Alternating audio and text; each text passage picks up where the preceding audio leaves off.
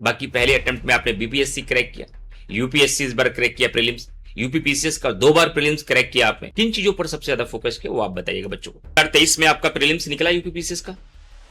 नहीं sir. UPPCS और Bihar PCS की प्रिपरेशन साथ साथ की जा सकती है। बहुत यूपी में मैंने ये जो देखा है, ये शायद आपने भी महसूस किया होगा, अगर आंसर राइटिंग स्किल आपकी बेहतर है तो आप बिहार में भी टेकल कर लेंगे और यूपी में भी टेकल कर लेंगे। सर अगर मेंस का प्रिपरेशन देखा जाए, आंसर राइटिंग करना है तो ऑफलाइन ज़्यादा बेहतर होता है जी, तो हमें ऐसा लगता है कि प्रेजेंट टाइम में 60 to 70% बच्चे ऑनलाइन पढ़ रहे हैं और 30% बच्चे ऑफलाइन पढ़ रहे हैं अभी की कंडीशन में। इस पॉडकास्ट का 2 उद्देश्य है कि जो सिलेक्ट हुए हैं वो क्या कर रहे हैं वो तो आप जानते ही रहिए, वो आपको करना ही है, और इसी के माध्यम से कहां कहां क्या आपको और करना चाहिए वो मैं गाइड भी करता रहूंगा। हेलो प्यारे विद्यार्थियों, कैसे हैं आप लोग? उम्मीद करते हैं कि हमेशा की तरह अच्छे ही होंगे आप लोग।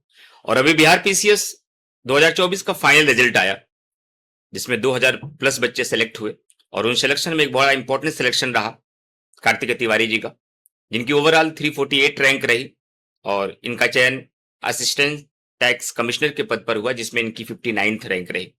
आज हम लोग इनके पूरे जर्नी के बारे में चर्चा करेंगे, इनके स्ट्रेटजी के बारे में चर्चा करेंगे और इनके माध्यम से ये जानेंगे जितने भी एस्पिरेंट्स, चाहे वो बिहार पीसीएस की तैयारी करते हैं या यूपी पीसीएस की तैयारी करते हैं या दोनों एग्जामिनेशन की साथ साथ तैयारी करते हैं, वो उन्हें क्या करना चाहिए, वो कैसे करें कि कार्तिकेय तिवारी की तरह वो भी एक दिन चयनित हो पाए, वो भी अपने मंजिल तक पहुंच पाए, अपने आप को सफल बना पाए।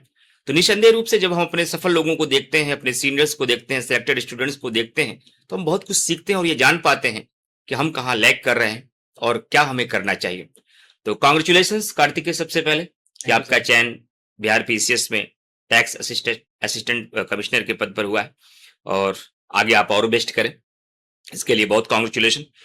और इस सेशन की शुरुआत हम यहां से करेंगे कि जाहिर सी बात है, सबसे पहले बच्चों को तो ये पता चलना चाहिए कि फाइनल सिलेक्शन तक पहुंचने के लिए कहां से जर्नी स्टार्ट होती है। और किसी की जर्नी 2 साल की होती है, किसी की 3 साल की होती है, किसी की 4 साल, किसी की 5 साल की भी होती है। लेकिन स्टूडेंट को यह पता चलना चाहिए, सभी बच्चों को, और आपके माध्यम से भी बच्चे ये जान पाए कि आपकी जर्नी कब से स्टार्ट हुई, आपने पहली बार सिविल सर्विसेज की प्रिपरेशन का मन कब से बनाया और कब से स्टार्ट किया आपने? सर मैंने बीटेक किया है कंप्यूटर साइंस एंड इंजीनियरिंग से। जी सर मैंने 4th ईयर में ऐसे माइंड बना दिया था कि जी ये सिविल सर्विस की तरफ जाना है। जाना है। मैंने सर ऑनलाइन कोर्स लिया था हम्म और उसी से प्रिपरेशन किया है। हम्म और 2023 में मैंने पहला स्टेट पीसीएस का मैंने प्रीलिम्स दिया था। यूपी पीसीएस दिया था या तब बिहार पीसीएस दिया था आपने? सर यूपी 2023 में यूपी पीसीएस दिया था। जी जी। 2024 में मैंने दोनों दिया था। ये एग्जाम आपका बिहार पीसीएस का पहला अटेम्प्ट था जी सर। और पहला मेंस था, पहला इंटरव्यू था और फाइनल हो गया। बिल्कुल सही। जबकि आपने अपनी प्रिपरेशन की स्टार्टिंग जो की थी वो यूपी पीसीएस के साथ की थी। हाँ सर, यूपीएससी का मैंने फाउंडेशन लिया था। हाँ बाकी मैं यूपी पीसीएस, यूपीएससी और जी बीपीएससी पहली बार दिया था। जी तो जी। चीजें थी। तो 2023 में आपका प्रीलिम्स निकला यूपी पीसीएस का? नहीं सर। 24 का निकला? आपने इसका मेंस भी दिया था, इंटरव्यू भी दिया, लेकिन फाइनल सिलेक्शन से कुछ नंबर से आप रह गए। 25 का प्रीलिम्स फिर से निकला आपका, मेंस भी दिया आपने, संभावना है कि इसमें भी आप इंटरव्यू देंगे और अच्छी रैंक लेकर के आएंगे, बहुत अच्छी बात है। लेकिन बिहार का एग्जाम, क्या आपको लगता है कि यूपी पीसीएस और बिहार पीसीएस की प्रिपरेशन साथ साथ की जा सकती? बहुत सारे स्टूडेंट ऐसे हैं, क्योंकि यूपी और बिहार ये दोनों स्टेट अगल बगल हैं और दोनों स्टेट के जो बच्चे हैं वो मोस्टली जो यूपी में देते हैं वो बिहार भी देना चाहते हैं और बिहार वाले यूपी का भी देना चाहते हैं। तो बहुत सारे बच्चों के मन में ये डाउट होता है, अभी भी एग्जाम 26 जुलाई को बिहार पीसीएस है, 6 दिसंबर को यूपी पीसीएस है, तो बच्चों के मन में ये प्रश्न चल रहा है कि कहीं ऐसा ना हो कि एक कहावत है कि एक साधे सब सधे, सब साधे सब जाए, तो सब चला तो नहीं जाएगा, किसी एक ही नाव पे पैर रखें या यहाँ पर 2 नाव पे पैर रखा जा सकता? आपके विचार में क्या है सर? सर अगर एग्जाम सिमिलर हो तो दो नाव नहीं बोला जा सकता। अगर जी आप सिविल सर्विसेज की तैयारी कर रहे हैं जी जी। तो आप आंसर राइटिंग आपको आती है, प्रीलिम्स का स्ट्रेटजी आपको पता ही है। तो जो भी स्टेट पीसीएस होता है, सिमिलर एग्जाम्स जैसे होते हैं, यूपीएससी हो गया, तो आप दे सकते हैं, बशर्ते आप कोई कॉन्ट्रास्टिंगली डिफरेंट सिलेबस ऐसे एग्जाम ना दें। तो आपको बहुत चैलेंज नहीं आया तो सर यूपी उतना के साथ challenge- बिहार देने में? तो सर कोई चैलेंज ऐसे नहीं है। क्या अलग किया आपने? जैसे यूपी की आपकी बेसिक्स स्टार्टिंग रही, आपने प्रिपरेशन की स्टार्टिंग यूपी पीसीएस के साथ की, फिर आपने अल्टरनेटिव बिहार पीसीएस को लिया और अभी आपने 2 अटेम्प्ट यहाँ लिए, ईश्वर करे कि इस बार आप फाइनल सेलेक्ट हो जाए यूपी में भी अच्छी रैंक के साथ, लेकिन बिहार में आप पहले अटेम्प्ट में सेलेक्ट हो गए।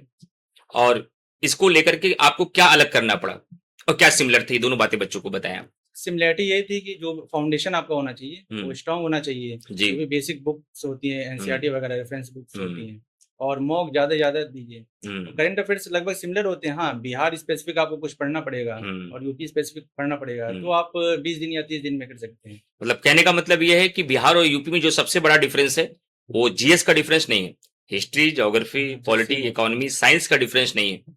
डिफरेंस इस बात का है कि यहाँ पर यूपी स्पेशल है, वहां बिहार स्पेशल है। हालांकि यूपी में मैंने ये जो देखा है, ये शायद आपने भी महसूस किया होगा, जितना इंपॉर्टेंस बिहार के एग्जाम में बिहार स्पेशल का है, उतना इंपॉर्टेंस यूपी के एग्जाम में यूपी स्पेशल का नहीं है कंपैरेटिवली अगर बात की जाए। तो क्या आप इससे सहमत हैं इस बात से? सर प्रीलिम्स में नहीं है, लेकिन मेंस डिफरेंट हो जाता है। अच्छा, मेंस में यूपी स्पेशल ज्यादा पूछता है, बिहार स्पेशल उतना नहीं होता। पहली लड़ाई तो प्रीलिम्स की है, अभी मैं चर्चा प्रीलिम्स पे कर रहा हूँ कि प्रीलिम्स को लेकर के तो वहां पर मैं देखता हूँ 25 से 30 क्वेश्चन बिहार स्पेशल आ जाता है प्रीलिम्स में, और यूपी में पहले 10 से 15 रहते थे, अभी भी 8-10 रहते हैं। तो ये कह सकते हैं कि डिफरेंस 70 और 30 का है, 30% यहाँ है, वहां 70% है। एक डिफरेंस ये आपको दिखाई दिया होगा, आपने भी इसको फेस किया होगा? सर फेस किया है, लेकिन सर अगर 150 मैंने क्वेश्चन आ रहे हैं तो 90 कट ऑफ जा रही है, तो सर करंट उतना भी मायने नहीं रखता। अगर आप 30 में 20 कर रहे हैं तभी आपका हो जाए सिलेक्शन स्पेशल में। जी सर, जी। स्टैटिक आपका स्ट्रांग होना चाहिए। स्टैटिक मतलब कि हिस्ट्री, ज्योग्राफी, ये सारे सब्जेक्ट आपके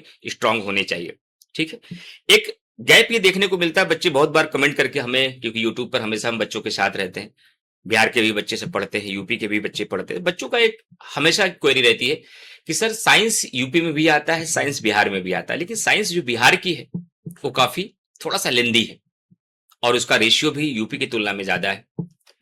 और हिस्ट्री के भी क्वेश्चन की अगर बात किया जाए तो हिस्ट्री का भी वेटेज हमें बिहार में ज्यादा मिलता है और ज्यादातर बिहार की हिस्ट्री के वेटेज मिलते हैं। तो इन दो चैलेंज के लिए क्या करे बच्चा कि अगर यूपी के साथ साथ बच्चा अगर बिहार का एग्जाम भी दे रहा है तो बिहार के एग्जाम के लिए साइंस और हिस्ट्री इन सब्जेक्ट के साथ कैसे प्रिपरेशन आपने किया? सर साइंस के लिए जो बेसिक एनसीईआरटी की बुक होती है वो आप रेफर कर सकते हैं, और फिर से मैंने क्या किया था, इंडियन एक्सप्रेस का यूपीएससी एसेंशियल दिया था, तो मैं सॉल्व करता रहता था। बाकी जो बिहार जो हिस्ट्री का आ रहा है, कोई भी आप उसका पीवाईक्यूज देख ले, पीवाईक्यूज चाहे यूपी हो चाहे बिहार हो चाहे कोई भी एग्जाम हो, पीवाईक्यूज मस्ट होते हैं, उसको देख लीजिए, वो 60-70% वो आपकी मदद कर देते हैं। बिल्कुल सही। मैं चाहता हूं कि आप ही अपने शब्दों में ये बताएं बच्चों को कि यूपी और बिहार में जो मेंस का सिलेबस है, मेंस के सिलेबस में कितना डिफरेंस है वो बच्चों को आप बताएं कि यूपी में ये है, बिहार में ये नहीं है, और यूपी और बिहार में ये कॉमन है, बिहार में ये एक्स्ट्रा है या यूपी में ये एक्स्ट्रा है, ये बच्चों को आप समझाएं। सर यूपी का सिलेबस काफी ब्रॉड है, काफी वास्ट है। GS1, GS2, GS3, GS4 ethics, फिर से SC होता है, हिंदी होते हैं, ठीक है, फिर 5 और 6 भी है। बिहार में टोटल 5 होते हैं और मेरिट में सिर्फ 3 जुड़ते हैं जी। इवन ऑप्शनल जो होते हैं और जो हिंदी होते हैं वो मेरिट में फाइनल मेरिट लिस्ट में फाइनल जी क्वालिफाइंग होते हैं। तो सर यूपी का ब्रॉड है, काफी डाइवर्स भी है, उसको ज्यादा मतलब टाइम देना पड़ेगा जी कंपैरेटिव टू बिहार। तो कंक्लूजन ये निकला डियर स्टूडेंट्स कि बिहार का एग्जाम आप देते हैं तो वहां जीएस पेपर 1 है, 2 है, 3 नाम का कोई पेपर नहीं है। 300 नंबर का जीएस पेपर 1 है, 300 नंबर का जीएस पेपर 2 है, उसके बाद आपका एस्से है, वो भी शायद 300 नंबर का ही है, तो 900 नंबर आपके यही हो गए। और जो ऑप्शनल है वो क्वालिफाइंग है, हिंदी भी क्वालिफाइंग है, जो बच्चा आराम से क्वालिफाई कर लेता है। और इस 3 सेगमेंट में मोस्टली वही सब्जेक्ट हैं जो यूपी में है स्टैटिक पार्ट में। तो इसका मतलब है कि अगर सीरियसली कोई बच्चा यूपी की प्रिपरेशन कर रहा है तो बिहार आराम से दे सकता है। और कोई बच्चा क्या अगर बिहार की प्रिपरेशन कर रहा है, मूलतः वो बिहार से है, तो क्या यूपी को दे सकता है? चैलेंजिंग होगा, तब चैलेंजिंग होगा। तो ये कंक्लूजन निकला है। तो मैं ये समझाना, ये बात ये क्लियर करना चाहता हूं कि यूपी की प्रिपरेशन करने वाले जिनकी बुनियाद, जिनकी शुरुआत यूपी के साथ हुई है, वो बिहार जा सकते हैं। जाने का मतलब है बिहार का एग्जाम दे सकते हैं। लेकिन जो बच्चे बेसिकली केवल बिहार देते हैं वो जब यूपी में आएंगे तो उनके लिए चैलेंज थोड़ा सा बढ़ता है। हालांकि दे सकते हो, बच्चे देते भी हैं, सेलेक्ट भी होते हैं। चैलेंज मेरे नजर में जो बढ़ता है मैं वो बताना चाहूंगा ताकि बिहार के भी बच्चों को जानकारी हो और यूपी के बच्चों को भी जानकारी हो। आपको अगर बिहार केवल आप प्रिपरेशन करते हैं तो आपको एक्स्ट्रा यूपी में आने के लिए आपको एथिक्स पढ़ना पड़ेगा। यूपी के 2 पेपर पढ़ने पड़ेंगे, जीएस पेपर 5 और जीएस पेपर 6 400 नंबर के। साथ ही साथ एस्से के साथ आपको 150 नंबर के समान हिंदी स्कोरिंग है, नॉट ओनली क्वालिफाइंग। बिहार में हिंदी क्वालिफाइंग है और यहां पर आपका हिंदी स्कोरिंग है। तो कंक्लूजन यही निकला। तो आज हम लोग इस स्थान पर पहुंच गए हैं कि अब मैं यूपी के सारे बच्चों को यह कह सकता हूं कि अगर आप यूपी के लिए सीरियस है तो यूपी के साथ आप बिहार का अटेम्प्ट दे सकते हैं। और बिहार के लिए आप केवल बेसिकली प्रिपरेशन कर रहे हैं तो बिहार के साथ साथ आप यूपी दे तो सकते हैं, लेकिन ये चैलेंज है अगर आपको ये लगता है कि मैं 5-6 आराम से कवर कर लूंगा, एथिक्स में मुझे इंटरेस्ट है, मैं यूपीएससी का भी एग्जाम देता हूं, एथिक्स में पढ़ ही रहा हूं, तब आप कर सकते हैं। हमें ऐसा लगता है कि बीपीएससी की प्रिपरेशन करने वाला अगर कोई यूपीएससी देता है तब वो यूपीपीसीएस दे सकता है। जी सर। क्योंकि यूपीएससी और यूपीपीसीएस के सिलेबस सबसे ज्यादा सिमिलर है। इतना किसी भी स्टेट पीसीएस का सिलेबस यूपीएससी के साथ मैच नहीं करता है जितना यूपीएससी का यूपीपीसीएस के साथ मैच करता है। तो कुल मिलाकर के हम लोग यहां तक पहुंच पाए हैं कि यूपी और बिहार के बच्चों में जो कंफ्यूजन होगा ये अब दूर हो गया होगा इस डिस्कशन के बाद, कि यूपी के जितने भी स्टूडेंट हैं वो अपनी प्रिपरेशन के साथ बिहार का एग्जाम दे सकते हैं। मेंस लेवल में बहुत लैक नहीं करना है, बस आपको आंसर राइटिंग पर फोकस करना। अगर आंसर राइटिंग स्किल आपकी बेहतर है तो आप बिहार में भी टैकल कर लेंगे और यूपी में भी टैकल कर लेंगे। लेकिन यूपी का कोई भी स्टूडेंट अगर बिहार का कोई स्टूडेंट अगर यूपी का एग्जाम देते हैं तो आपको एथिक्स, जीएस पेपर 5 यानी यूपी स्पेशल का और 6 आपको अलग से प्रिपेयर करना पड़ेगा। राइट, आगे बढ़ते हैं कार्तिक जी। तो जो अगला क्वेश्चन आपसे हम ये लेंगे, क्योंकि आपने ये बताया कि आपकी प्रिपरेशन ऑनलाइन ज्यादा रही है, हालांकि आपकी मेरी मुलाकात आंसर राइटिंग बैच मेंस में ऑफलाइन हुई थी। तो एक बहुत बड़ा चैलेंज है वर्तमान में, डिजिटल एजुकेशन हर घर तक पहुंच रहा है। जितने भी बच्चे प्रिपरेशन करते हैं सिविल सर्विसेज की, यूपीएससी हो, यूपीपीसीएस हो या बिहार पीसीएस हो, तो हमें ऐसा लगता है कि प्रेजेंट टाइम में 60 to 70% बच्चे ऑनलाइन पढ़ रहे हैं और 30% बच्चे ऑफलाइन पढ़े अभी की कंडीशन में। सीरियस जो स्टूडेंट है, कितना गैप नजर आता है आपको ऑनलाइन और ऑफलाइन में? सर अगर मेंस का प्रिपरेशन देखा जाए, आंसर राइटिंग करना है तो ऑफलाइन ज़्यादा बेहतर होता है जी। हालांकि सर अगर फाइनेंशियल प्रॉब्लम से आ नहीं सकते हैं तो आपके अंदर सेल्फ डिसिप्लिन होना चाहिए और कंसिस्टेंसी होना चाहिए, ये खुद ही आएगा। आप कैमरा के सामने या स्टॉप वॉच लगा के, टाइमर लगा के आप आंसर लिखिए डेली, नहीं तो 5 ही आंसर लिखिए, ये करना चाहिए। बशर्ते जो मटेरियल होता है सर वो तो काफ़ी है, ऑनलाइन में बेहतर होता है। इट मीन्स आप ये कह रहे हैं कि अगर ऑनलाइन पढ़ना है तो सेल्फ डिसिप्लिन का होना जरूरी है। आंसर राइटिंग के लिए ऑफलाइन पहली प्रायोरिटी होनी चाहिए, लेकिन बहुत सारे बच्चों के लिए शायद इकोनॉमिकल एक पहली प्रॉब्लम मध्यम वर्गीय मीडियम फैमिली के लिए आता ही है, क्योंकि ऑफलाइन की सुविधाएं पटना में मिल सकती हैं, प्रयागराज आता है मिल सकती है, दिल्ली जाता है मिल सकता है, लखनऊ मिल सकता है, कुछ बड़े शहरों में मिल सकता है। और हर बच्चे को बड़े शहर में जाकर रहने के लिए हर महीने 7 से 8 हजार रुपए एफर्ट करने पड़ते हैं। तो निसंदेह रूप से जो एफोर्डेबल है वो अपनी पहली प्रायोरिटी आंसर राइटिंग को लेकर के ऑफलाइन दे। लेकिन अगर नहीं है तो ऑनलाइन के माध्यम से भी किया जा सकता है, और आपने किया है। आपने मोस्टली प्रिपरेशन ऑनलाइन के माध्यम से किया है।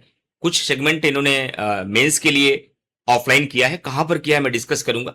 लेकिन इससे एक बात मैसेज जाता है कि यदि आप डिसिप्लिन्ड हैं, आप सीरियस हैं, तो ऑनलाइन के माध्यम से भी आप अपनी प्रिपरेशन कर सकते हैं। और मैं आपको जानकारी के लिए बता दूं, कार्तिकेय जी का सिलेक्शन बिहार पीसीएस में असिस्टेंट टैक्स कमिश्नर के पद पर हुआ है, लेकिन यूपीपीसीएस का 2024 का इंटरव्यू दिया था, हालांकि फाइनल सिलेक्शन नहीं हुआ। 25 में भी इन्होंने मेंस दिया है, अभी रिजल्ट नहीं आया। और यूपीएससी प्रीलिम जो 2026 का अब तक के एग्जाम में सबसे टफेस्ट एग्जाम माना गया, उसमें भी प्रीलिम्स निकला है, मेंस दे रहे हैं।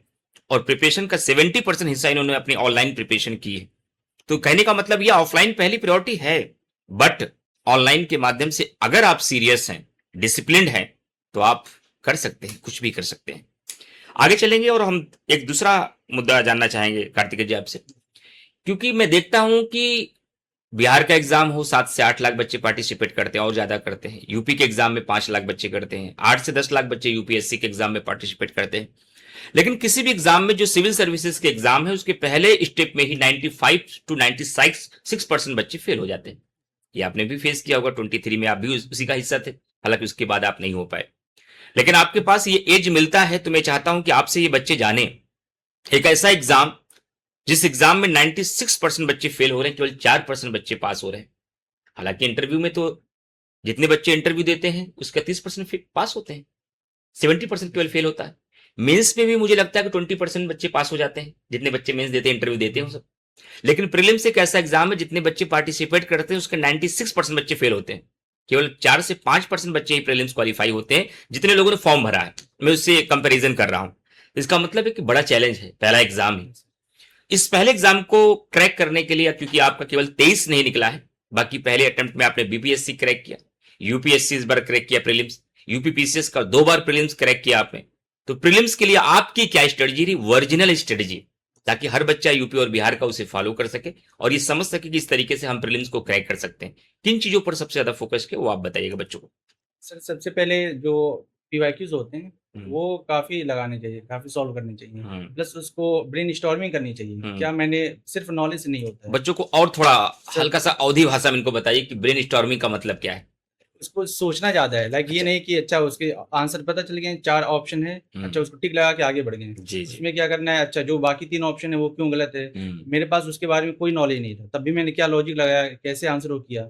इन्फॉर्मेशन होनी चाहिए, डेटा होनी चाहिए, नॉलेज होनी चाहिए, लेकिन लॉजिक जो होता है, कुछ रेशनैलिटी होती है, कॉमन सेंस होता है, वो लगाना चाहिए, रिस्क लेना पड़ेगा। कॉमन सेंस कहाँ से आएगा बच्चों के पास?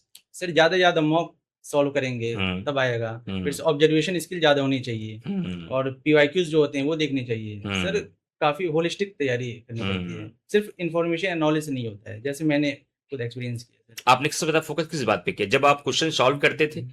पहले उस टॉपिक की कॉन्सेप्ट क्लियरिटी आपकी आ गई थी कि डायरेक्ट क्वेश्चन पे गए आप? सर कुछ कॉन्सेप्ट क्लैरिटी भी हो जाता है, सॉल्व हो जाता है। नहीं, सर जैसे मेरा क्वेश्चन आप समझ नहीं पाए। मैं ये कहना चाहता हूँ कि जब भी आपने क्वेश्चन सॉल्व किया पहले उस टॉपिक को पढ़ा होगा ना, उसके बारे में समझा होगा। बहुत सारे स्टूडेंट में देखता हूँ दिमाग में होगा घटना चक्र हमें उठाना है, क्वेश्चन सॉल्व करना है, प्रीलिम्स हो जाएगा, और फर्स्ट डे से अपनी प्रिपरेशन में घटना चक्र को उठाते हैं, क्वेश्चन सॉल्व करने रखते हैं। क्या इस प्रोसेस से प्रीलिम्स निकल सकता है? नहीं सर, पहले तो फाउंडेशन तो स्ट्रॉन्ग करना पड़ेगा, कॉन्सेप्चुअल क्लैरिटी होनी चाहिए। जी, जी। उसके बाद आप क्वेश्चन सॉल्व कीजिए। हालांकि 100 में से अगर 30 लॉजिक से हो रहा है, इसलिए उसको भी देना चाहिए, लॉजिक भी देना चाहिए, इन्फॉर्मेशन नॉलेज सब कुछ। जी, कहने का मतलब यह है कि जब भी आप अपनी प्रिपरेशन बिहार पीसीएस की या यूपी पीसीएस की स्टार्ट कर रहे हैं या यूपीएससी दे रहे हैं, सबसे पहले आपको फाउंडेशन क्लियर करना है। हर सब्जेक्ट की स्टोरी क्लियर होनी चाहिए, लेकिन केवल स्टोरी क्लियर से आप सीधा एग्जाम में जाएंगे तो आप लैग कर जाएंगे। फिर आपको प्रैक्टिस करना है, उसी प्रैक्टिस के समय आपको पता चलेगा कि लॉजिक का यूज कैसे होना है, कॉमन सेंस का यूज कैसे होना है, सोचना कैसे है। कुल मिलाकर के कार्तिकेय जी ने जो बताया उसका सार ये है कि आपको 3 घंटे अगर पढ़ना है तो कम से कम आधे घंटे या 1 घंटे सोचना है कि मैंने क्या पढ़ा, और लॉजिक और कॉमन सेंस आपकी प्रिपरेशन और इंफॉर्मेशन के साथ जुड़ गई तो आपका सिलेक्शन प्रीलिम्स में आसान हो जाएगा। लेकिन दूसरा स्टेप, जैसे प्रीलिम्स बच्चा क्वालिफाई करेगा, आंसर राइटिंग की है। बहुत सारे बच्चे हर साल हम देखते हैं कि प्रीलिम्स क्वालिफाई कर लेते हैं एक लिमिटेशन के बाद। जो सीरियस कैंडिडेट है, जो हल्का भी सीरियस होते हैं, वो प्रीलिम्स क्वालिफाई कर लेते हैं। लेकिन सीरियस होने के बाद कई बार बच्चे मेंस में कंटिन्यूअसली क्वालिफाई नहीं कर पाते, विशेषकर हिंदी मीडियम के स्टूडेंट। इंग्लिश मीडियम में भी प्रॉब्लम आती है, जो मिस्टेक्स करते हैं, लेकिन ज्यादातर हम हिंदी माध्यम के बच्चों को देखते हैं कि मेहनती बहुत होते हैं। हिंदी मीडियम के बच्चे हार्ड वर्कर होते हैं, बिहार के बच्चे बहुत मेहनती हैं। प्रीलिम्स निकलने के बाद मेंस मल्टीपल टाइम वो दे रहे हैं, हर बार प्रीलिम्स निकल रहा है, 3 मेंस हो रहा है, 4 हो रहा है, 5 हो रहा है, लेकिन मेंस क्वालिफाई नहीं हो रहा है। तो क्या ऐसा करें कि आप, क्योंकि पहला मेंस बिहार का दिया और पहला मेंस क्वालिफाई हो गया, पहला मेंस आपने यूपी का दिया, पहला मेंस क्वालिफाई हो गया, इस बार देखिए इंटरव्यू आएगा तो आपका पीसीएस 2025 में क्या होता है। तो मेंस के क्वालिफाई के लिए क्या करना चाहिए, क्या आंसर राइटिंग स्किल को कैसे बढ़ाया जाए? सर मेंस के लिए जो भी पीवाईक्यू जो थीम्स होते हैं उसे देखना चाहिए जी। उससे थीम से, जैसे मैंने सर रिवर्स इंजीनियरिंग करता था, मतलब क्वेश्चन देखा उससे फिर से कॉन्सेप्ट क्लियर किया, ऐसे भी होता है। एक शब्द आपने बोला, इसको फिर से मुझे भी समझाए, रिवर्स इंजीनियरिंग क्या है? सर लाइक कुछ कॉन्सेप्ट होते हैं सर, वो आप पढ़ लिए तब भी एक क्वेश्चन सॉल्व नहीं कर पाते हैं उससे रिलेटेड, तो डायरेक्ट आप क्वेश्चन देखिए, उसका मॉडल आंसर देख लीजिए, चैट जीपीटी कीजिए या गूगल कीजिए, फिर से आंसर लिखिए और कुछ ब्रेनस्टॉर्मिंग कीजिए, आप थिंक कीजिए, फिर से कंक्लूजन पे आइए। और ऐसे जो भी करंट अफेयर्स सवाल होते हैं या जो प्रीलिम्स के फैक्ट्स होते हैं, कैसे आप मेंस के आंसर में लिख सकते हैं, जो डेटा होते हैं, डायग्राम होते हैं, मैप्स होते हैं, उसको कैसे इनकलकेट कर सकते हैं, ये सब करना चाहिए सर। डायरेक्ट आप नोट से सोचेंगे आंसर लिख लें, कोई ऐसा दिन आ जाएगा परफेक्ट आंसर, वो नहीं होता है, ग्रेजुअल प्रोसेस होता है। लेकिन एक बार आपको स्किल आ जाता है तब कोई भी दिन एग्जाम अच्छा जाता है। आंसर राइटिंग, हम तो एक टीचर होने के नाते बच्चों को आंसर राइटिंग स्किल हमेशा सिखाते रहते हैं, लेकिन मैं चाहता हूं कि आप एक सफल स्टूडेंट के रूप में आगे बढ़े, सिलेक्ट हो गए हैं आप अपने एक्सपीरियंस से बताइए, एक अच्छे आंसर तक कितने खराब आंसर से लड़ना पड़ेगा? सर लाइक जैसे मैंने पहले जब आंसर लिखा था, फर्स्ट आंसर लिखा था, सेक्शनल टेस्ट था, तो मैंने लगभग 1 आवर 30 मिनट्स लिए थे, जो कि मुझे 1 आवर लेनी चाहिए, और मैंने 7 में सिर्फ 4 लिखे थे। पहला बहुत बेकार था, दूसरा तीसरा, हालांकि सर मैं जल्दी सीख जाता हूँ, जो गलतियां थी मैंने सीख गया। फिर से मैंने जो 5वां या 6वां टेस्ट दिया, टाइम मैनेजमेंट प्रॉब्लम होता था, जल्दी आप सीखते हैं कि जल्दी कमी पकड़ते हैं? ये सर कमी जल्दी पकड़ता हूँ, जो भी मेरे कमियां होती हैं, जो भी टॉपर्स की कॉपीज होती हैं, जो भी क्लास में जो अच्छा स्टूडेंट लिख रहा है उससे जल्दी सीखता हूँ मैं। तो मिलाकर के आपको कोई ये एक पैथ बता दे, ये रास्ता या मैप दिखा दे, ये बेस्ट है, ये आप कर रहे हो, तो अगर आपको बेस्ट दिखा देगा तो आप वैसा करने की क्षमता रखते हैं। इसका मतलब यह है कि अगर स्टूडेंट शुरुआती चरण में अगर आंसर लिखने से घबरा रहे, खराब आंसर के चलते वो पहला आंसर नहीं लिख पा रहे हैं, तो उसके लिए एक प्रोसेस ये भी अपनाया जा सकता है। मैं भी काफी दिनों से ये बात सोच रहा हूं और आपके आंसर से यही निकल के आ रहा है कंक्लूजन कि पहले किसी क्वेश्चन का मॉडल आंसर ही देख लें, उसी को 3 से 4 बार पढ़ें कि क्या लिखा गया है, फिर इसको क्लोज कर दें, फिर उसके बाद वो खुद से लिखें। तो शुरुआती चरण में 50 आंसर वो देख के ही लिखें। हो सकता है 3-4 आंसर हूबहू देख के लिखें, बंद भी ना करें, जब देखें वैसे ही लिखें 3-4 आंसर। उसके बाद वो पढ़ के बंद करके लिखें, फिर क्या आंसर उनका इंप्रूव हो सकता है? धीरे धीरे इंप्रूव हो जाएगा, ऐसे करना पड़ेगा। तो मैं एक मैसेज ये देना चाहूंगा पूरे यूपी और बिहार के बच्चों को, विशेष तौर पर मुझे पता है कि आपकी सबसे बड़ी प्रॉब्लम आंसर राइटिंग स्किल है, और आंसर राइटिंग स्किल एक दिन में डेवलप नहीं होती है, बाय द टाइम डेवलप होती है। आपने भी फील किया होगा अपने सिलेक्शन के समय में, क्योंकि ये आज मैं जो डिस्कशन कर रहा हूं, डिस्कशन का उद्देश्य सिर्फ कार्तिकेय जी का सिलेक्शन दिखाना नहीं है। इस डिस्कशन का उद्देश्य है कि कार्तिकेय जी ने इस जर्नी में जो डूज किया है वो आपको करना है, जो डोंट था उससे बचना है, और इसके माध्यम से आपको सीखना है कि आप कहां लैग कर रहे हैं। आप भी डेडिकेटेड हैं, आपने भी सपना बुना है, आप भी सेलेक्ट होना चाहते हैं, बट फिर भी आपसे नहीं हो रहा, आप कहां लैग कर रहे हैं। तो आंसर राइटिंग में मोस्टली बच्चे लैग कर रहे हैं, तो आंसर राइटिंग की स्टार्टिंग करना सबसे ज्यादा जरूरी बात है।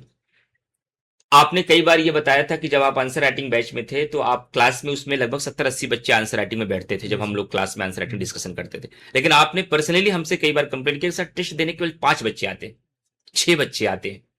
तो आंसर राइटिंग को लेकर आपको क्या लगता है कि बच्चे उतना एफर्ट आंसर राइटिंग में कर रहे हैं जितना प्रीलिम्स में कर रहे हैं? नहीं सर, 90% बच्चे प्रीलिम्स में ही एफर्ट करते हैं, जो कि अपोजिट होना चाहिए। 90% अपना समय देना चाहिए मेंस के लिए, आंसर राइटिंग के लिए। और बच्चे सोचते हैं प्रीलिम्स निकला चाहे ना निकला, वो फिर से प्रीलिम्स मोड में आ जाते हैं। लेकिन वो होना चाहिए उल्टा, मेंस मोड में होना चाहिए। और मेंस प्रीलिम्स नहीं निकल रहा, कोई दिक्कत नहीं है। मेंस अगर आप प्रिपरेशन करते हैं 10-15 क्वेश्चन प्रीलिम्स के भी सही हो जाते हैं। इसका मतलब आपका ये मानना है कि मेंस लेवल पर जब हम एनालिसिस करते हैं, उस किसी के बारे में मेरिट डिमेरिट के बारे में सोचते हैं, उसकी इंट्रो के बारे में सोचते हैं, उसकी बॉडी लाइन के बारे में सोचते हैं, कंक्लूजन के बारे में सोचते हैं, तो क्या प्रीलिम्स की डेप्थ बढ़ती है? एग्जैक्टली सर, बिल्कुल बढ़ते हैं, क्योंकि प्रीलिम्स अब फैक्चुअल वन लाइनर रहा नहीं, कॉन्सेप्चुअल आता है। तो जिसका आंसर राइटिंग अच्छा होगा, जिसने समझा है, उस समझ विकसित किया है, उसका जाहिर सी बात है कॉन्सेप्चुअल क्लैरिटी अच्छा होगा तो प्रीलिम्स भी अच्छा जाता है। बिल्कुल सही, मैं भी आपसे आपकी बात से एग्री करता हूं, और मैं आपको भी यही बताना चाहूंगा। मैं बार बार एक शब्द बोलता हूं बच्चों को भी क्लास में कि मेंस के पेट में प्रीलिम्स का जन्म हो सकता है, लेकिन प्रीलिम्स के पेट में मेंस का जन्म कभी नहीं होगा। तो अगर आप जाल चलाएंगे तो सारी मछलियां उस जाल में आ जाएंगी, हाथ से मछलियां पकड़ना चाहेंगे तो मछली फिसल जाएगी। इसका मतलब यह हुआ कि केवल फैक्ट को आप पकड़ना चाहेंगे तो फैक्ट कभी भी आपकी मुट्ठी से निकल सकता है।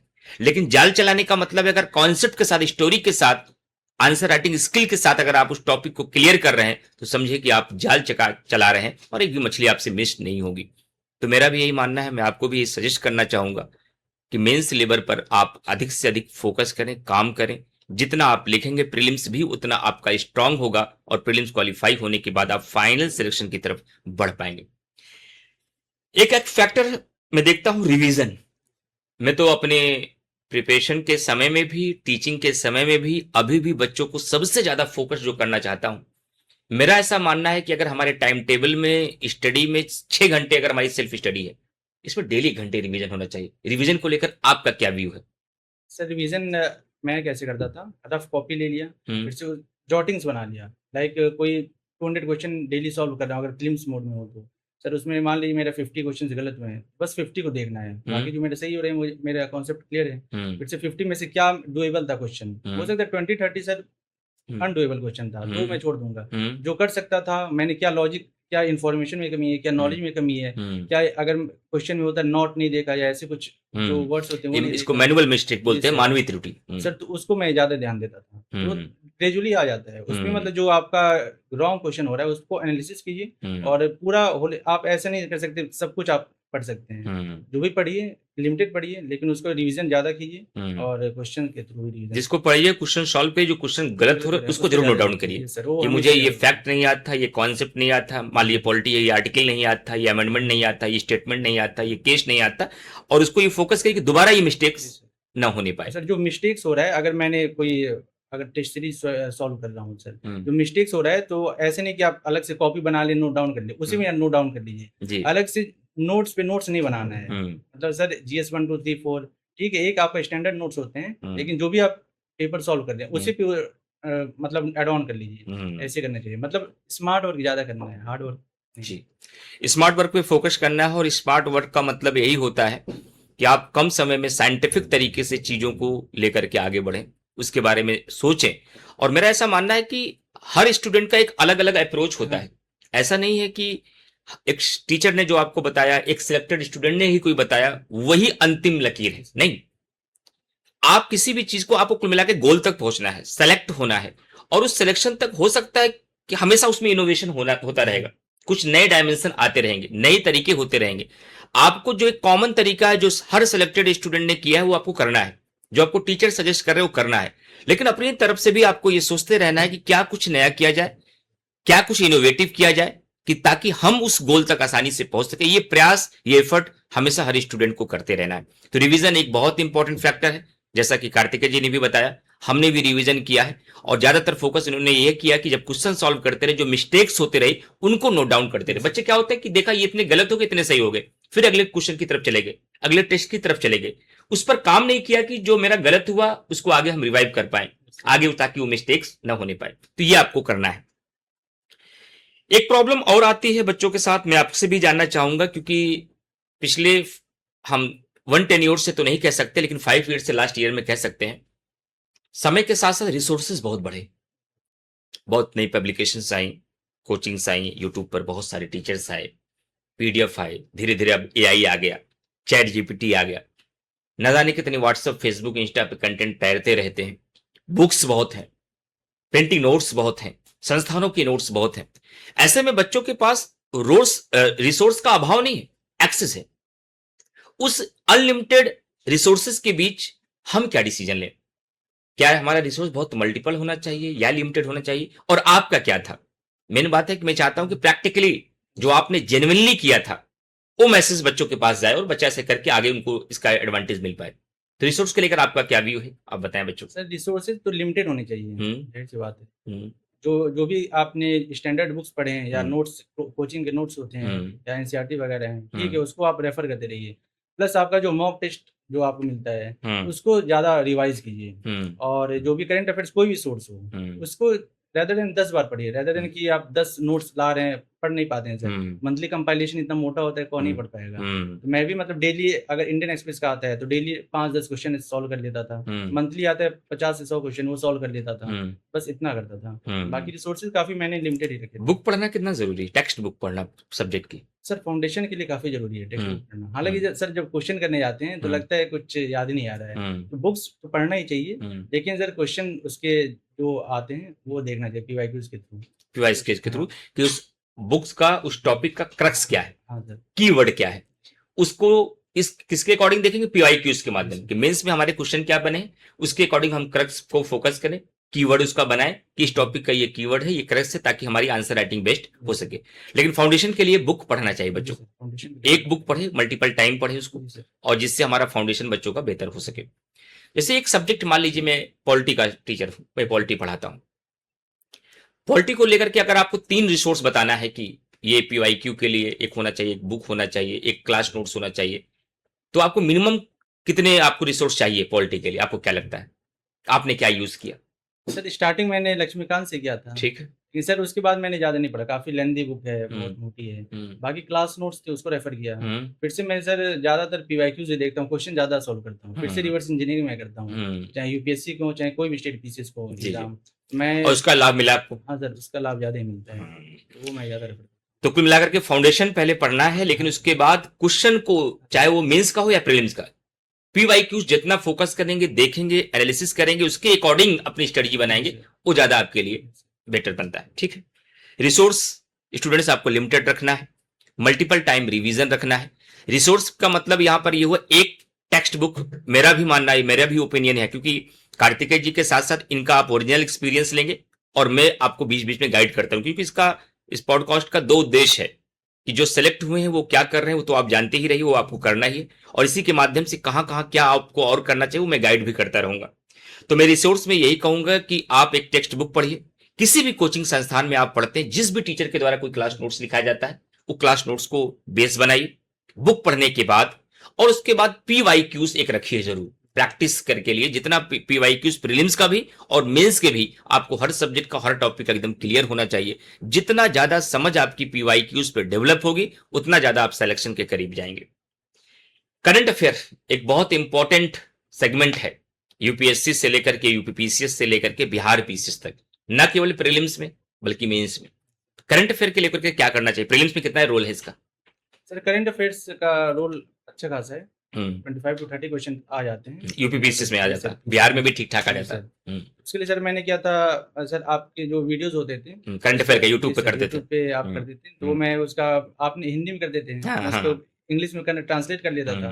मैं संडे को ही करता था, क्योंकि एक दिन में मैं सोचता था पूरा कवर कर लूं वीक का। वो या तो पीडीएफ निकलवा लेता था, ऐसे करता था। तो पूरे 1 साल तक मैंने उसको रिग्रेसली बस वही फॉलो किया था। वो करते रहे? हाँ सर, वो याद भी होगा, अभी भी काफी याद है उसमें।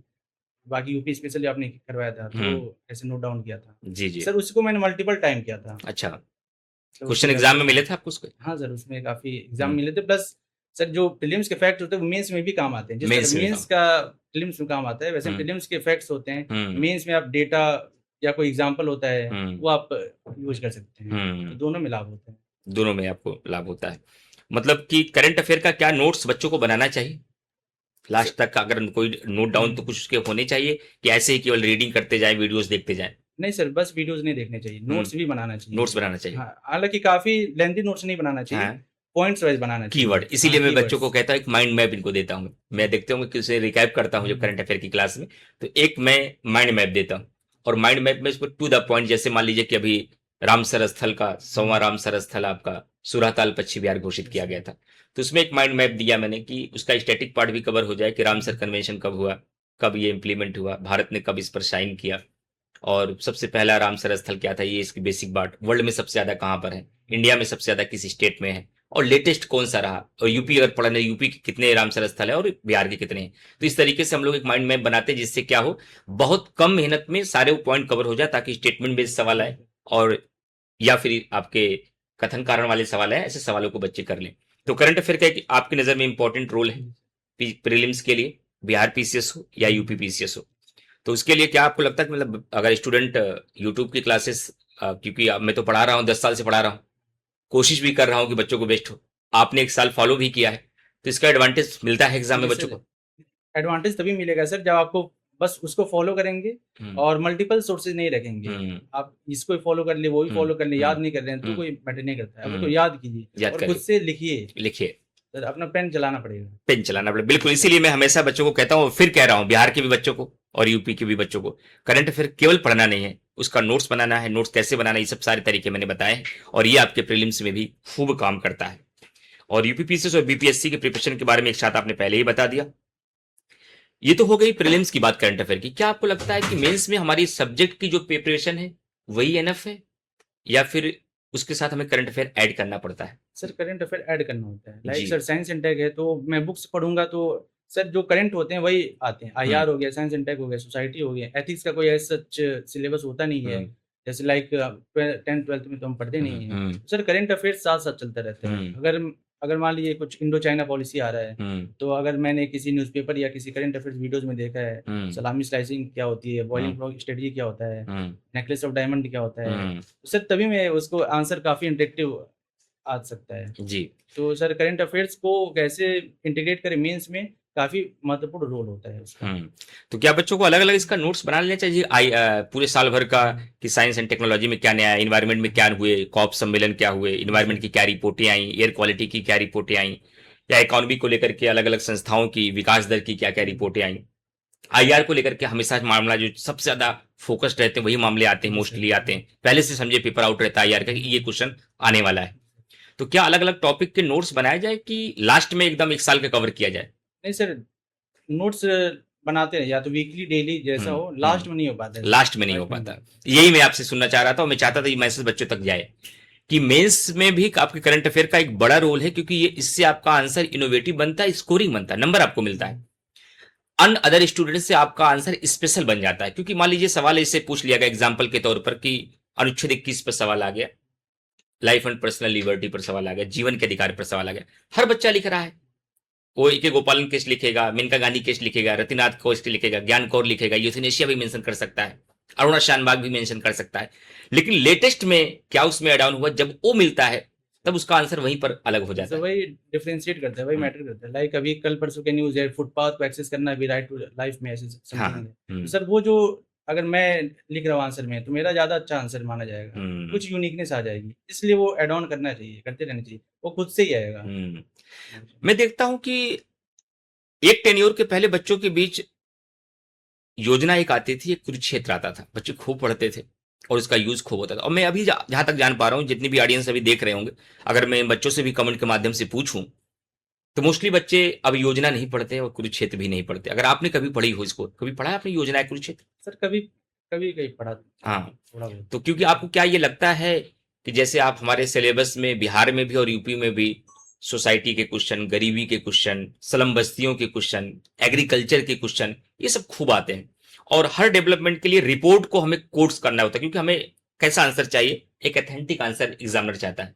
और एथेंटिसिटी लाने के लिए आंसर में आपको डेटा देना पड़ता है, योजनाएं बतानी पड़ती है, रिकमेंडेशन बताना पड़ता है और कुछ आपको आंकड़े देने पड़ते हैं। तो ये आंकड़े के लिए बच्चे क्या करें कि ताकि अपने उत्तर को एथेंटिक बना पाए, इसके लिए क्या करें बच्चे? आपने क्या किया था? सर मैंने क्या किया था, जो भी कंपाइलेशन वगैरह होती हैं, या तो कोई इकोनॉमिक सर्वे होता है, वो भी काफी वैल्यू एनरिचमेंट होता है जी। या किसी भी कोचिंग का कंपाइलेशन होता है, उसको देख लीजिए, डेटा वगैरह नोट डाउन कर लीजिए किसी डायरी में, ऐसे कर सकते हैं। या तो फिर से आप चैट जीपीटी में डालिए, उसको प्रॉम्प्ट अच्छा दीजिए कि उसको आप क्रक्स निकालो इसका, तो वो उससे भी काफी मदद मिलती है। तो बहुत प्रिसाइज में रहता था, पूरा 200 पेज का पीडीएफ है, मैं पूरा नहीं पढ़ता था सर, जो मेरे काम का है मैं बस वो लेता था, वो निकाल लेते थे। सर ये आप जल्दी से ऑब्जर्व कर लेते थे कि हमारे काम की चीजें क्या है इसमें, ठीक है। इसके बाद मेंस को लेकर के एग्जाम के पहले एक चीज टेस्ट सीरीज बहुत इंपॉर्टेंट होती है। प्रीलिम्स के पहले भी ये खूब चलता है कि बच्चे टेस्ट सीरीज कम से कम 30 लगा के जाओ, 20 लगा के जाओ, मेंस के पहले टेस्ट सीरीज लिख करके जाओ। टेस्ट सीरीज का कितना रोल मानते हैं आप सिविल सर्विसेज के एग्जाम में, प्रीलिम्स और मेंस दोनों में? सर टेस्ट सीरीज तो मस्ट है, वो तो देना ही पड़ेगा, चाहे प्रीलिम्स हो चाहे मेंस हो, वो भी एक्सटेंसिव देना पड़ेगा, रिगरेसली देना पड़ेगा। और उसका एनालिसिस काफी इंपॉर्टेंट है। आपका जो गलत हो रहा है, जाइए रूम पे टेस्ट सीरीज दे के बच्चे मतलब चलो हो गया, अगला देखा जाएगा नेक्स्ट वीक में, नहीं, उसको अगले दिन ही देख लीजिए, लेकिन एनालिसिस उसका कीजिए। यही मैं पूछना चाह रहा था, आपने बगैर पूछे ही बात बता दी। टेस्ट सीरीज ऐसा नहीं कि बच्चे नहीं दे रहे हैं, ऑनलाइन भी दे रहे हैं, ऑफलाइन भी जो दे पाते हैं ऑफलाइन भी दे पा रहे हैं, टेस्ट सीरीज खूब अवेलेबल भी है। लेकिन टेस्ट सीरीज बच्चे देने के साथ साथ कैसे दिया जाए ये बच्चे नहीं कर पा रहे हैं। तो टेस्ट सीरीज सिर्फ देने से काम नहीं, आपने 30 टेस्ट सीरीज लगा दिया, आपने बताया मैं 30 टेस्ट देकर प्रीलिम्स देने जा रहा हूं, क्या इतना काफी होगा कि 30 टेस्ट देकर उसका सही एनालिसिस करना जरूरी है? सर एनालिसिस करना काफी जरूरी है। टेस्ट देने में सर 2 घंटे लगते हैं, एनालिसिस करने में सर 7-8 घंटे लग जाते हैं। बिल्कुल राइट, वो काफी इंपॉर्टेंट होता है। सर मैंने भी प्रीलिम्स से पहले यूपी पीसीएस का लगभग 80 दिया था। सर मैंने सारा मतलब कितने test series? I repeat sir 80 दिया था। 80 टेस्ट सीरीज आपने दी थी जी सर, लेकिन थ्रू आउट ड्यूरेशन मतलब 5-6 महीने इतना दिया था। तो सर काफी हेल्प करता है, तो वो जरूरी है। जब टेस्ट सीरीज आप देते थे एक्सप्लेनेशन भी मिलता रहा होगा, एक्सप्लेनेशन में कुछ नए डेटा भी मिल जाते होंगे, कुछ ऐसी इन्फॉर्मेशन मिलती रही होगी जो आपने शायद मिसिंग रह गया हो, उसको भी आप कवर करते थे साथ में? सर उसमें नोट डाउन कर लेता था जो पेपर होता था। जी जी। तो बिल्कुल डियर स्टूडेंट्स, मैं आप सब लोगों को यही बताना चाहूंगा कि test series is very important role in the examination, prelims and mains both. जैसा कि अभी कार्तिकेय जी ने भी बताया, लगभग 80 टेस्ट लगा कर गए थे 6 से 7 महीने में। तो मतलब टेस्ट देना बहुत जरूरी है, लेकिन सिर्फ देना जरूरी नहीं है, उसका एनालिसिस करना बहुत जरूरी है, एक्सप्लेनेशन को देखना बहुत जरूरी है, एक्सप्लेनेशन में जो नई इंफॉर्मेशन आपको मिली है वो तैयार करना जरूरी है, और उसी के माध्यम से शायद ये पता भी चल पाता है कि मेरी स्ट्रेंथ क्या है, मेरी वीकनेस क्या है। जब आप स्टेप बाय स्टेप ग्रेजुअली धीरे धीरे आगे बढ़ते हैं तो टेस्ट सीरीज के माध्यम से आपको पता चलता है कहाँ इंप्रूवमेंट हो रहा है, कहाँ इंप्रूवमेंट अभी भी नहीं हो रहा है। तो जब तक हम वहां गलती को नोटिस नहीं करेंगे, उसे एक्सेप्ट नहीं करेंगे और इंप्रूव नहीं करेंगे, तो टेस्ट सीरीज का फायदा नहीं मिल पाता है। तो 3 चीज आप लोग अपनी कॉपी में नोट कर लीजिए। टेस्ट सीरीज देने के बाद आपको नोटिस करना है किस बात को, अपनी मिस्टेक्स को। फिर दूसरा क्या करना है, एक्सेप्ट करना, बच्चे एक्सेप्ट नहीं हो जाएगा, आगे ठीक कर लेंगे। तीसरा उसको इंप्रूव करना है। अगर ये तीनों चीज आप टेस्ट सीरीज के साथ करते हैं तो हर टेस्ट सीरीज के बाद आपका स्कोर निखरेगा, आपका नॉलेज निखरेगा, आपकी प्रिपरेशन निखरेगी, और एक सीमा पे ऐसे पहुंचेंगे, एक ऐसा टाइम आएगा कि आपका सिलेक्शन भी होगा। तो ये 3 चीजों को फोकस करके आप लोग टेस्ट सीरीज दीजिए। मेंस की टेस्ट सीरीज को लेकर के क्या है, आपको फुल लेंथ की टेस्ट सीरीज देना चाहिए, कुछ क्वेश्चन लिखने चाहिए या सेक्शनल देना चाहिए, कैसे टेस्ट करना चाहिए मेंस के लेकर के? सर जब मैंने स्टार्टिंग किया था तब मैंने सेक्शनल मैं देता था, फिर से मंथ में 2-3 एफएलटी फुल लेंथ देता था।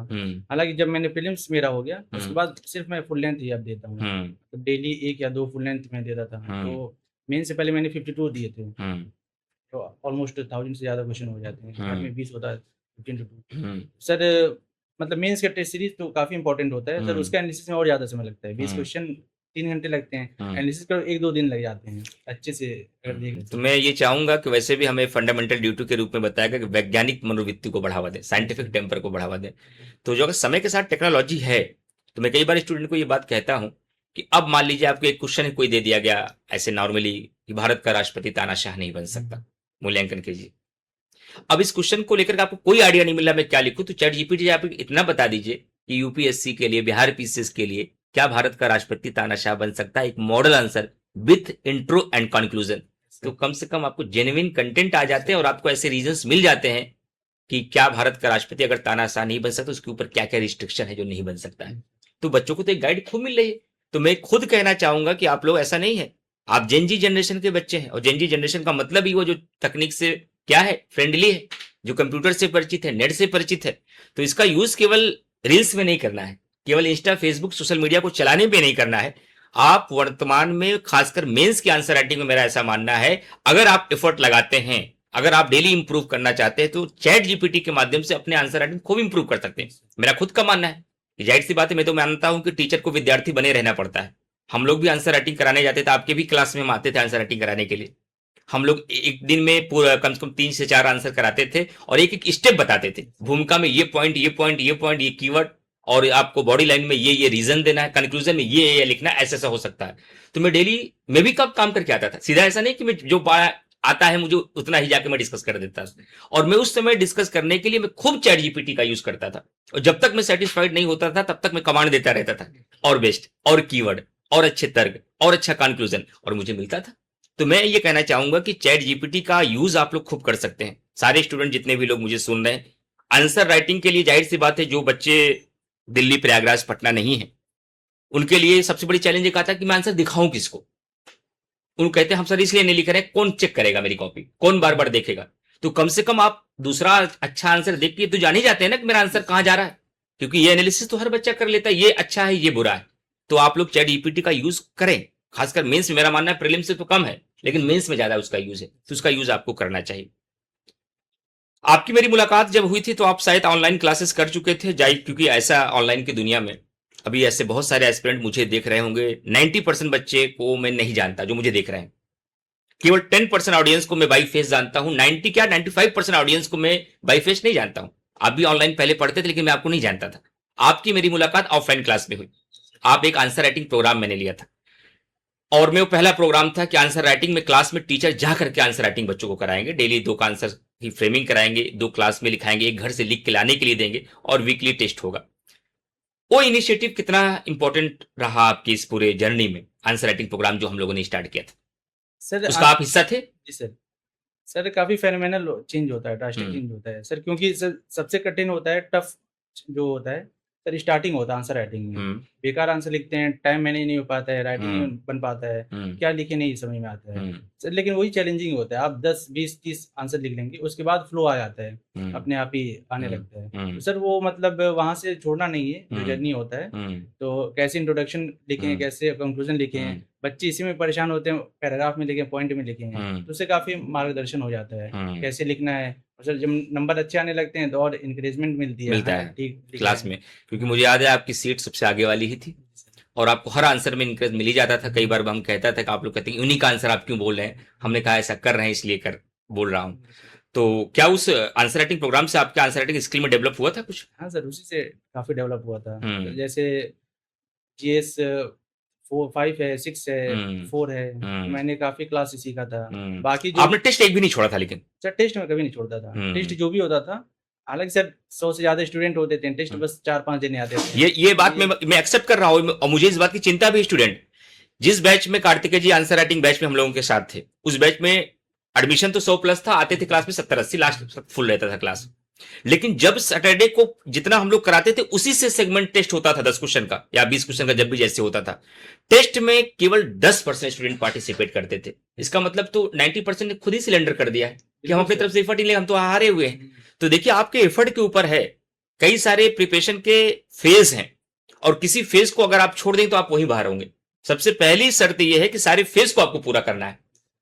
आपको सारे फाउंडेशन पढ़ना है, क्वेश्चंस लगाने हैं, राइटिंग करनी है, सारे टेस्ट देने हैं, सारे मॉक देने हैं, टेस्ट सीरीज देनी है। अगर ये स्टेप आपने किया ही नहीं और आप कल्पना कर रहे हैं कि मेरा सिलेक्शन क्यों नहीं हो रहा, तो आप गलत कल्पना कर रहे हैं। पहले इन सारे फेज से गुजरिए, तब आपको इस बात की कल्पना करना है, आपको एज्यूम करना है सिलेक्शन क्यों नहीं हो रहा, तब करना है। जब आपने फेज ही नहीं किया है, एक्शन ही नहीं किया है, तो आप तुरंत रिजल्ट के कैसे एक्सपेक्टेशन कर सकते हैं, कैसे उसके बारे में सोच सकते हैं। तो ये आप लोगों को ध्यान देना है डियर स्टूडेंट्स। तो थोड़ा सा कड़वी बातें हैं, लेकिन क्योंकि इस पॉडकास्ट के माध्यम से मैं आप लोगों को ये सिखाना चाहता हूं कि कुछ सीख कर जाएं। इस आज के सेशन को अगर जितने भी बच्चे देख रहे हैं, यहां से आपका तरीका बदले, आप अपनी मिस्टेक्स को नोटिस कर पाए, उसे एक्सेप्ट कर पाए, उसे इंप्रूव कर पाए, ताकि कल आप यहां करके बैठ पाए कार्तिकेय जी की तरह। लास्ट में मैं एक मुद्दा बस करना चाहूंगा कि बच्चों को जाहिर सी बात है कि लंबा सफर होता है, ये 2-2.5 साल 3 साल लग जाते हैं। 23 में आपने स्टार्टिंग की थी, 22 में, और ये देखिए आज 26 है। तो जाहिर सी बात मैं वैसे कहता हूं कि 15 महीने तो कोर्स को फर्स्ट टाइम पढ़ने में लग जाता है, 6 टाइम रिवीजन में 6 मंथ लग जाता है, पूरा एग्जाम का सर्कल पूरा होने में 12 महीने लग जाता है। सर स्टेट पीसीएस है तो 2 साल लग जाता है। 2 साल लग जाता है। तो कोई बच्चा ये कहे कि मैं आज से सोचा हूं और 12 महीने बाद मैं एसडीएम बनना चाहता हूं, डिप्टी एसपी बनना चाहता हूं, ये तो गलत बात है। ये पॉसिबल ही नहीं है, कैसे हो जाएगा? जिसके सिलेबस को पूरा करने के लिए बहुत रेगुलरिटी के साथ, परसेवरेंस के साथ अगर आपने पूरा किया है वो सिलेबस, तब 12 से 14 महीने लग जाते हैं किसी भी स्टेट पीसीएस का सिलेबस पूरा करने में। और कायदे से उसको पूरा रिवीजन करना है तो 5 से 6 महीने, प्रीलिम्स से लेकर इंटरव्यू तक और यहां तक बैठने तक का सफर 15 महीने। तो मेरा मानना है तो 3 साल तो लग ही जाएगा पूरा, जिस दिन आपने सोचा, जिस दिन आपका फाइनल रिजल्ट आएगा। तो आप देखिए इतने डिसिप्लिन रहे कार्तिकेय जी, लगातार कभी इनका रेगुलरिटी नहीं टूटी, परसेवरेंस नहीं टूटा, कंटिन्यूअस वो सारी चीजें करते रहे कि जो सिलेक्ट होने के लिए करना चाहिए। तब 22 के लास्ट में आपने स्टार्टिंग की थी और आज 26 का जून है और आप सिलेक्ट हैं बिहार में। ये यूपी का रिजल्ट आने वाला है, यूपीएससी का प्रीलिम्स हो गया, इसका मेंस इनका 50 दिन बाद होने वाला है। हो सकता है, ईश्वर करे कि मेरी शुभकामनाएं आपके साथ है कि आप आईएएस में भी सेलेक्ट हो, पीसीएस में भी अच्छी रैंक लेकर के आए। तो ये सारी बातें आपको ध्यान रखना। लेकिन मैं चाहूंगा कि आपने इस 3 साल की जर्नी में ये तो पता चल ही गया होगा कि मैं और पहले सेलेक्ट हो जाता और अच्छे से सेलेक्ट हो जाता, यही बिहार में और अच्छी रैंकिंग आ जाती। लेकिन फिर भी मैंने ये किया जिसकी वजह से ये मिल पाया। लेकिन ये नहीं करना चाहिए था, मैं और जल्दी सिलेक्ट हो जाता है। 2 शब्द आते हैं इंग्लिश में, डूज एंड डोंट। एक सिविल सर्विसेज की प्रिपरेशन करने वाले स्टूडेंट को क्या हर हाल में करना चाहिए, इससे नहीं बचना है। अगर इससे आप बचना चाहते हो तो आप सिलेक्ट नहीं होंगे। और किससे नहीं करना चाहिए, क्या नहीं करना चाहिए, तो पहले मुझे डूज बताइए, क्या करना है हर एक बच्चे को, आप बताएं। सर डूज में सर फंडामेंटल्स जो होते हैं, बुक्स होते हैं एनसीईआरटी, उसको रेफर कीजिए जी। उसके बाद जो भी रेफरेंस बुक होते हैं उसको पढ़िए और रिवीजन ज्यादा कीजिए, प्लस मॉक टेस्ट एक्सटेंसिव तरीके से जी। ठीक है, अगर स्टार्टिंग में सर मैं क्वांटिटी पे ज्यादा ध्यान देता था, क्वालिटी पे थोड़ा कम देता था, बाद में क्वालिटी पे ज्यादा ध्यान देता था। पहले मैं सोचता था ज्यादा क्वेश्चन करूंगा, मैंने किया, उसका लाभ भी मिला है। लेकिन उसके एक फेज आ जाता है, आपका स्पीड बन जाता है। उसके बाद आप ब्रेन स्टॉर्मिंग कीजिए, सोचिए ज्यादा, लिखिए और सोचिए, फिर से क्वालिटी पे ज्यादा ध्यान दीजिए, ये ज्यादा करना चाहिए। और सर आंसर मॉक टेस्ट ये सब देना चाहिए। सर डोंट्स में क्या, सर रिसोर्सेज काफी फोमो हो जाता है, ये बच्चा वो उस कोचिंग के नोट्स फॉलो कर रहा है, ये बुक ले रहा है। सर स्टार्टिंग मुझसे भी होता था, मैंने बुक खरीद लिए थे, हालांकि मैं एक बार पढ़ता था, फिर से सर न्यूज़पेपर पढ़ी वो याद होता नहीं है, तो बुक्स कहाँ से याद होंगे जो जब तक 10-20 बार ना पढ़े, तो उतना मोटा बुक होता है। तो मैंने ले लिया था, 1-2 बार रीडिंग किया था, मतलब वो टाइम वेस्ट हो जाता है अगर आप रिविजन ना करें तो ज्यादा सोर्स से रिसोर्सेज नहीं इकट्ठा करनी चाहिए, लिमिटेड रखिए, उससे ज्यादा फिर से आप रिविजन कीजिए। तो ये होता है नोट्स में। सर डिस्ट्रैक्शन भी होता है, चाहे सोशल मीडिया हो, रील हो, और सर और सबसे चैलेंजिंग होता है सर, थोड़ा आइसोलेशन हो जाता है। मतलब सोशल मीडिया में बच्चे, आपके फ्रेंड्स जो पीयर ग्रुप होते हैं, पार्टी कर रहे हैं, जो भी हो रहा है, फेस्टिवल है, लेकिन हम लोग मतलब ठीक है, कुछ भी नहीं जाना है, घर पे नहीं जाना है, या साल में 1-2 बार चले गए, तो होता है सर, वो फ्रस्ट्रेशन भी होता है कभी। तो जाहिर सी बात है कि ह्यूमन बीइंग की जो संरचना है, मांसपेशियां एक जैसी है, इमोशंस एक जैसे होते हैं, कंफर्ट जोन सब चाहते हैं। तो उस डिस्ट्रैक्शन से बचने के लिए क्या, कैसे डिसिप्लिन में लाया जाए? लाना तो हर बच्चा चाहता है कि डिसिप्लिन में हम रहें, लेकिन रह नहीं पाते सब। आप रहे, तो डिसिप्लिन में रहने के लिए क्या किया जाए? सर डिसिप्लिन में आपका गोल क्लियर होना चाहिए। ये क्लियर होना चाहिए, जो भी जिसने निकाले एग्जाम, जो भी टीचर्स जो बताते हैं, एटलीस्ट ट्रस्ट तो करो उस प्रोसेस पे। आप जब प्रोसेस में इन्वॉल्व होंगे तो आपके पास टाइम वैसे भी नहीं होगा। बस सबसे बड़ी कीवर्ड है ये, आप लोग नोट करिए, अपनी कॉपी में सुन रहे हैं कि जिस दिन प्रोसेस में आप इन्वॉल्व होंगे आपके पास टाइम ही नहीं होगा। जब तक आप प्रोसेस में इन्वॉल्व नहीं तब तक आपके पास मैरिज एनिवर्सरी के लिए, बर्थडे पार्टी के लिए, वीकेंड पर एंजॉय करने के लिए टाइम तभी तक है। जिस दिन आप प्रोसेस में आप लगेगा टाइम बहुत कम है, करना बहुत कुछ है, तब होता है कि और टाइम मिल जाए 24 आवर से और ज्यादा। हाँ, काश और समय होता तो मैं और ज्यादा। ऐसा हर बच्चे को फील होता है कब? जब एग्जाम 1 महीने बचता है, तब सबको फील होता है कि टाइम बहुत तेजी से भाग रहा है। जब 3 घंटे आप आंसर लिखते तो लगता है 2 ही घंटे में 3 घंटा हो गया क्या? लेकिन ये जब 12 महीने का समय होता है तब बच्चों को ऐसा नहीं लगता, क्योंकि वो प्रोसेस में इन्वॉल्व नहीं है। तो प्रोसेस में इन्वॉल्व होना है, एक्शन करना है। समय आपके पास वैसे ही बहुत लिमिटेड है। दूसरी बात कि ये 2, 2.5, 3, 4 साल का सफर जो होता है ना, इसमें कंसंट्रेशन किसी के लिए भी बनाए रखना, कंसिस्टेंसी बनाए रखना, परसिवरेंस बनाए रखना इतना इजी नहीं होता है। क्या परसिवरेंस जरूरी है? हाँ सर। जैसे अक्सर मैं देखता हूं बच्चा 3 महीने बहुत सीरियस है, 1 महीने डाउन हो गया, घर चला गया, छोड़ दिया या कहीं और इन्वॉल्व हो गया, फिर आता है, फिर शुरू करता है। तो परसिवरेंस कितना जरूरी है सिविल सर्विसेज के एग्जाम के लिए? सर परसिवरेंस तो मस्ट है सर। इसमें क्या होना चाहिए सर, स्टार्टिंग बच्चे का 15-16 आवर्स जो मैं कभी नहीं करता हूँ सर। आप डेली 8-10 घंटे पढ़िए और कंसिस्टेंसी रखिए। और मैं टारगेट वाइज करता था। अच्छा आज पॉलिटी पढ़ना है तो आज पॉलिटी में इतने क्वेश्चन करने हैं, या 7 दिन में ये इस क्वेश्चन जो भी सब्जेक्ट है उसको निपटा देना है।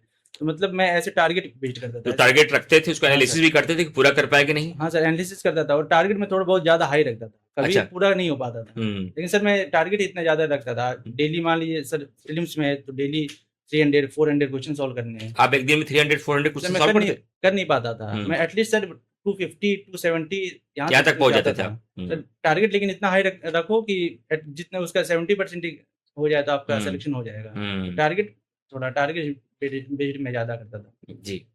एक लास्ट बात देखिए, इस प्रिपरेशन में आपके साथ भी आया होगा फेस, कई बार आप मेरे साथ बैठे भी, आपके चेहरे पे मायूसी देखी भी, मैंने आपको इंकरेज भी किया इस मामले को लेकर के। मोस्टली बच्चे इस जर्नी में कई बार डिप्रेशन आता है, कई बार तो ये ख्याल आ जाता है शायद गलत ही पंगा ले लिया हमने, नहीं आना चाहिए था। कई बार ये लगता है कि मेरे से अब नहीं होगा। तो ऐसे डिप्रेशन से निकलना है, ये निराशा सब आपके भी मन में आया होगा, जरूर आया होगा, सबके मन में आता है, हर स्टूडेंट के मन में आता है। लेकिन उससे निकलने के लिए क्या, कुछ बच्चे टूट जाते हैं, कुछ वहां से निकल के जाते हैं। तो ऐसे डिसअपॉइंट के समय, निराशा के समय या डिप्रेशन के समय कैसे बाहर आए? सर डिप्रेशन आता है तो सर जैसे अगर लाइब्रेरी में आप पढ़ाई कर रहे हैं लगातार 12 घंटे हैं तो सर काफ़ी आइसोलेशन फील होता है, ब्रेन रॉट, ब्रेन फॉग जैसे टर्म वो भी आते हैं। सर आप कोई भी पार्क वगैरह हो वहाँ जॉगिंग कर लीजिए, वॉकिंग कर लीजिए या दोस्तों से बात कर लीजिए। मतलब जो भी पढ़ाई से रिलेटेड हो या कोई भी बात हो, ऐसे आधे घंटे ऐसे आप कर सकते हैं। या फैमिली पे कॉल करके बात कर लीजिए, ऐसे में करता था। या कहीं वैसे मतलब कोई वीडियोज डॉक्यूमेंट्रीज वगैरह, ऐसे में डॉक्यूमेंट्रीज भी देखता था जो मेरे स्टडी में भी काम कर सके और इंटरटेनमेंट भी हो जाए। तो मैं ऐसे ही करता था। और या तो मैं अपने भैया के साथ रहता था तो उनसे बात कर लो। तो सर होता है आइसोलेशन डिप्रेशन, लेकिन उसका जर्नी है वो, मैं जानता था हाँ होगा। आपने एक्सेप्ट कर लिया, माइंड को समझा रखा था कि ऐसा होगा, तैयार रहना इसके लिए। कि अगर आप ये सोचते हैं कि मेरे ही साथ हो रहा है तो यही आपको नहीं समझना है, ये सबके साथ होता है, ये मानव होने के प्रतीक है।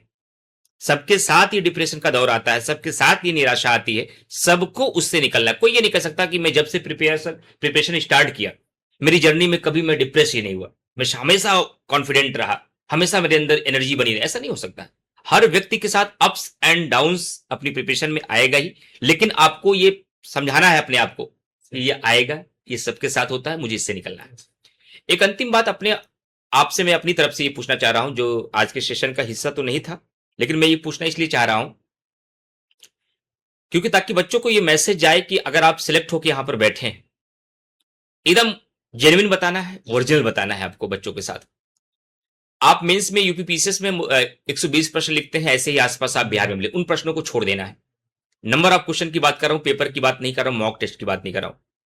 इसके अलावा आपने कितने आंसर लिखे होंगे मेंस के, ताकि मैसेज जाए कि इतना लिखना पड़ेगा तब हम लोग वहां तक पहुंचेंगे। मॉक टेस्ट में, मॉक टेस्ट के ओनली टॉकिंग अबाउट आंसर, आप कमरे पे बैठ के लिखे हो, ऑनलाइन लिखे हो, मॉक टेस्ट में लिखे हो, मॉक वाले भी शामिल होंगे, केवल एग्जाम को छोड़ दिया मैंने। बिहार का जो आपने इस बार दिया उसको छोड़ दिया, 24 का मेंस का 20 क्वेश्चन छोड़ दिया, 25 का मेंस का 20 क्वेश्चन निकाल दीजिए। इसके अलावा नंबर ऑफ क्वेश्चन कितने लिखे होंगे आपने?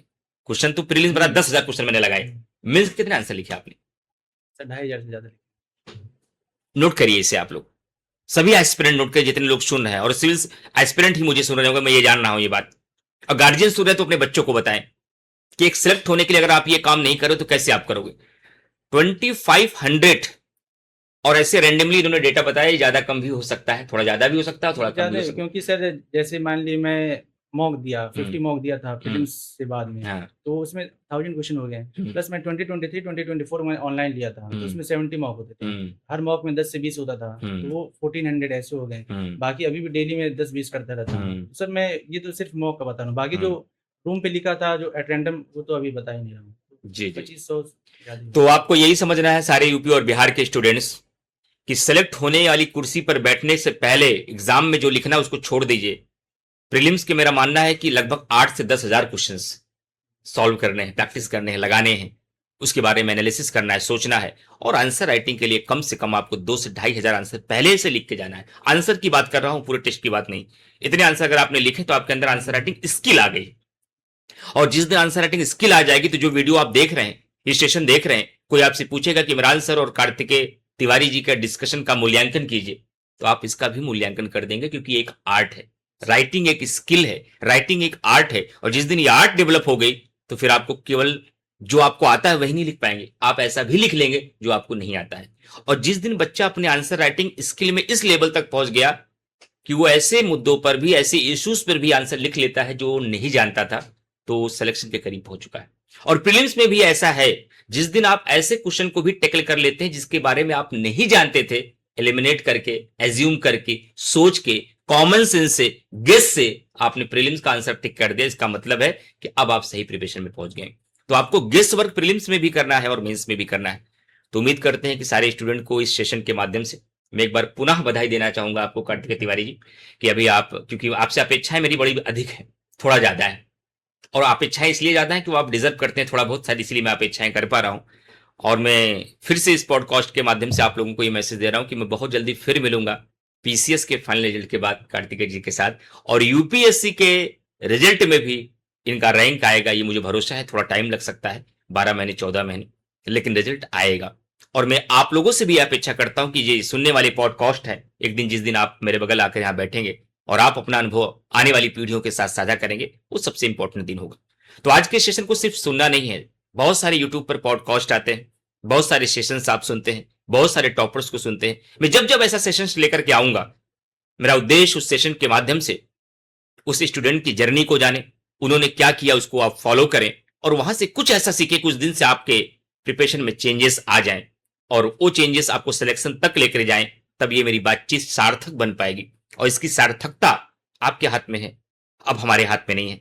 कार्तिकेय जी सिलेक्ट हो चुके हैं, आगे इनको और सिलेक्ट होना है, अभी आपकी तरह ये भी एक स्टूडेंट है और आगे इनको जाना है, और लेकिन अभी आपको यहां तक पहुंचना है। तो आप लोग इसको जरूर फॉलो करिएगा, जो कुछ भी आप लोगों ने सीखा है।